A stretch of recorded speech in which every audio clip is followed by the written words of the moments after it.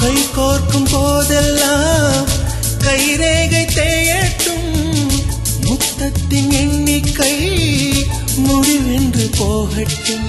பகலெல்லாம் இரவாகி போனால் என்ன, இரவெல்லாம் விடியாமல் நீண்டால் என்ன, நம் உயிர் ரெண்டும் உடல் ஒன்றில் வாழ்ந்தால் என்ன.